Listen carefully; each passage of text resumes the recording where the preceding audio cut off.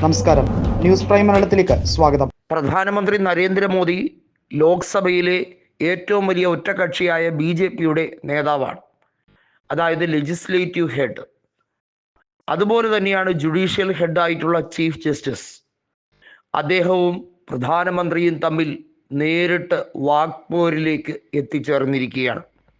അതായത് കൃത്യമായി പറഞ്ഞാൽ അടുത്ത തെരഞ്ഞെടുപ്പ് കമ്മീഷനെ അപ്പോയിന്റ് ചെയ്യുന്നതുമായി ബന്ധപ്പെട്ട പാനലിൽ മുഖ്യ തെരഞ്ഞെടുപ്പ് കമ്മീഷനെ നിയോഗിക്കുമ്പോൾ അത് സത്യവാചകം ചൊല്ലിക്കൊടുക്കേണ്ട മാത്രം ഉത്തരവാദിത്തമല്ല, ആ പാനലിലെ അംഗം കൂടിയായിരിക്കണം ചീഫ് ജസ്റ്റിസ് ഓഫ് ഇന്ത്യ എന്ന് കൃത്യമായി ഉത്തരവിട്ടിരിക്കുന്നു ബഹുമാനപ്പെട്ട സുപ്രീം കോടതിയുടെ ചീഫ് ജസ്റ്റിസ് ആയിട്ടുള്ള സഞ്ജീവ് ഖന്ന.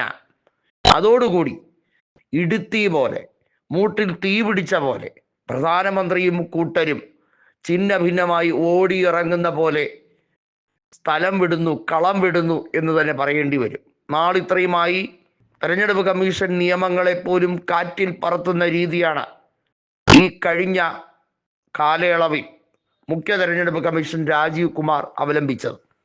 1961 തെരഞ്ഞെടുപ്പ് ചട്ടത്തെ തന്നെ ഭേദഗതി ചെയ്തുകൊണ്ട് അതിനകത്ത് വെള്ളം ചേർത്ത മുഖ്യ തെരഞ്ഞെടുപ്പ് കമ്മീഷനെ സഹായിക്കലായിരുന്നു പ്രധാനമന്ത്രിയും കൂട്ടരും ചെയ്തത്. 1961 93(2)A അതിനകത്ത് പറഞ്ഞിരിക്കുന്ന കാര്യങ്ങളിൽ ഭേദഗതി ഉണ്ടാക്കിയിരിക്കുന്നു നിയമ മന്ത്രാലയം. വെബ്കാസ്റ്റിങ്ങും CCTVയും അതുപോലെ തന്നെ മേൽപ്പറഞ്ഞ പല കാര്യങ്ങളിലും വ്യക്തമായി അതിനകത്ത് ഭേദഗതി ചെയ്തുകൊണ്ട് അവിടെ സുപ്രീം കോടതിയെ പോലും വിഡ്ഢിയാക്കുന്ന രീതിയാണോ അവലംബിച്ചതെന്ന വലിയ ചോദ്യം ചീഫ് ജസ്റ്റിസ് ചോദിക്കുമ്പോൾ പ്രധാനമന്ത്രി ഇളിഭ്യനാവുകയാണ്. 1961 ചട്ടത്തെ ഭേദഗതി ചെയ്യാൻ എന്തായിരുന്നു ഇത്ര തിടുക്കം?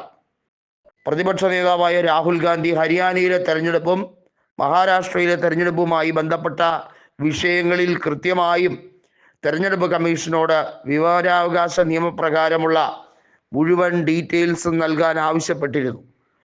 ആ കാര്യത്തിലാണ് ഇപ്പോൾ ഭേദഗതി ഉണ്ടാക്കി സർക്കാർ തെരഞ്ഞെടുപ്പ് കമ്മീഷനെ രക്ഷിക്കാം എന്ന് വിചാരിച്ചത്. കൃത്യമായി പറഞ്ഞാൽ പടിയിറങ്ങുന്ന തെരഞ്ഞെടുപ്പ് കമ്മീഷനായ രാജീവ് കുമാറിനെ കുരുക്കാൻ മാത്രം കഴിവുള്ള, അത്രയ്ക്ക് പ്രാപ്തിയുള്ള നേതാവാണ് പ്രതിപക്ഷ നേതാവെന്ന ബോധ്യമാണ് പ്രധാനമന്ത്രിയെ കൊണ്ട് ഈ വലിയ കളികൾ കളിപ്പിച്ചത് എന്ന് തന്നെ പറയേണ്ടി വരും. അതിന് മറുപടി കൊടുത്തേ പറ്റൂ എന്ന സുപ്രീം കോടതി ചീഫ് ജസ്റ്റിസ് സഞ്ജീവ് ഖന്നയുടെ വാദമുഖത്തെ പ്രതിരോധിക്കാൻ കഴിയാതെ ആകെ ശരമേറ്റ രീതിയിൽ ഇരിക്കുകയാണ് പ്രധാനമന്ത്രി നരേന്ദ്രമോദി. കുരുക്ഷേത്ര യുദ്ധത്തിനിടയിൽ ശരശയ്യയിൽ കിടക്കുന്ന ഭീഷ്മരുടെ അവസ്ഥയാണ് ഇതൊന്നൊക്കെ കൃത്യമായി മാധ്യമങ്ങൾ പറയുന്നുണ്ടെങ്കിലും അതിനേക്കാൾ ഉപരിയായി വാസ്തവത്തിൽ ചതിക്ക് കിട്ടിയ മറുപടി എന്ന് വേണമെങ്കിൽ പറയാം. ഈ ചട്ടത്തെ ഭേദഗതി ചെയ്ത നീക്കത്തെ കേന്ദ്രമുടൻ പിൻവലിക്കാൻ സുപ്രീം കോടതിയുടെ നിർദ്ദേശം വരും എന്ന് വളരെ വ്യക്തം. അതിനുവേണ്ടിയാണ് രാഹുൽ ഗാന്ധി വീണ്ടും ഹർജി സമർപ്പിച്ചിരിക്കുന്നത്. ഇതോടുകൂടി കേന്ദ്ര നിയമമന്ത്രി അടക്കമുള്ളവർ ഇതിന് സമാധാനം പറയേണ്ട സാഹചര്യത്തിലേക്കാണ് കാര്യങ്ങൾ എത്തുന്നത്.